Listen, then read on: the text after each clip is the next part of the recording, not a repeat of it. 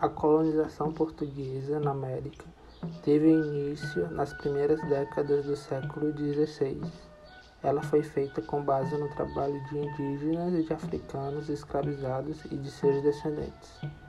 Em 22 de abril de 1500, uma esquadra portuguesa comandada por Pedro Álvares Cabral chegou ao sul do estado de Bahia. No dia seguinte, os portugueses avistaram um grupo de indígenas na praia e desembarcaram para estabelecer os primeiros contatos.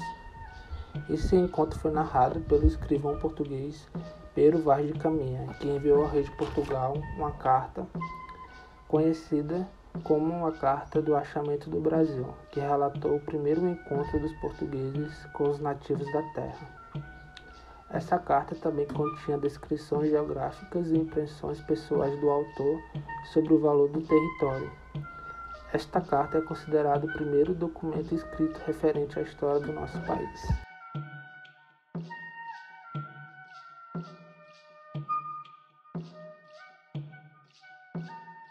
Os indígenas com os quais os portugueses estabeleceram os primeiros contatos eram os Tupiniquim.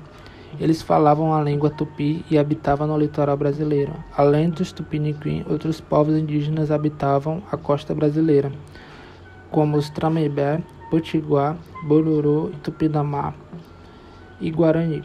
Cada um desses povos tinha seu próprio modo de vida, seus costumes e tradições, sua própria cultura.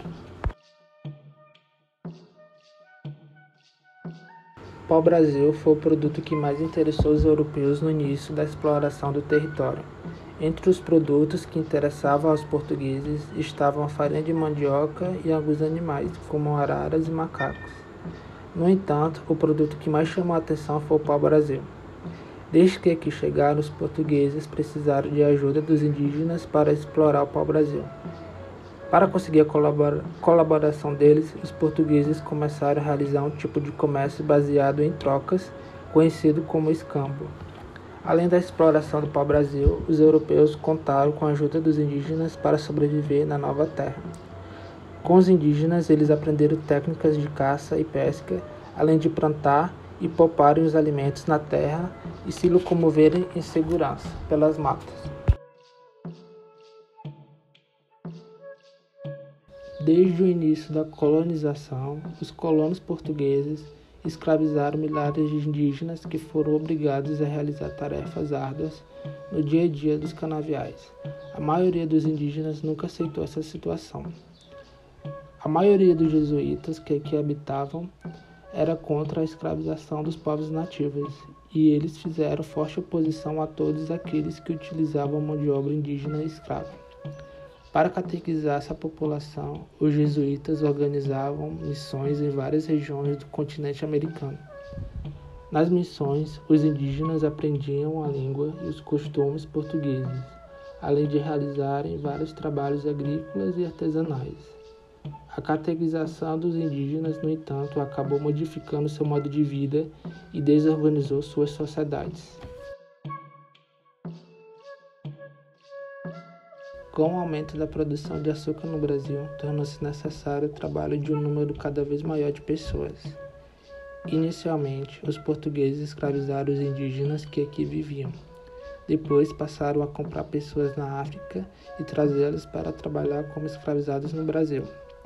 Ao chegar ao Brasil, geralmente os africanos eram levados para o mercado de escravos. Nesses mercados, eles costumavam receber uma alimentação melhor e alguns cuidados de saúde com o objetivo de melhorar sua aparência e aumentar o seu valor de venda.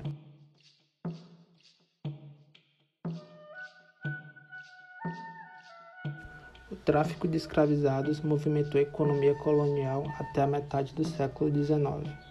Os africanos escravizados eram levados em sua maioria para colônias da América, entre os séculos XVI e XIX. Mais de 11 milhões de africanos escravizados foram enviados para a América.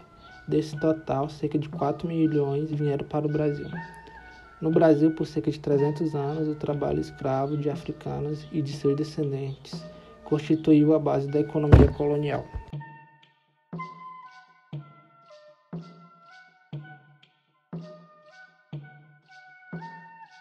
Os africanos escravizados resistiram de diversas formas à dominação portuguesa.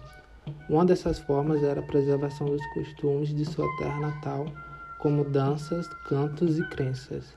Outras ações, como a destruição de ferramentas, a queimada das plantações ou agressões aos senhores. As formas mais importantes de resistência, no entanto, era a fuga e a formação de quilombos. Os quilombos eram povoações constituídas por escravos foragidos, mas que acolhia também homens livres e marginalizados pela sociedade. A história mais conhecida a esse respeito é o do Quilombo do Palmares, que no final do século XVI começou a formar uma rede de povoados que ao longo do tempo atingiu uma população de 20 mil pessoas. Era, na verdade, um conjunto de povoados comandados por um rei eleito, assim como a cultura africana.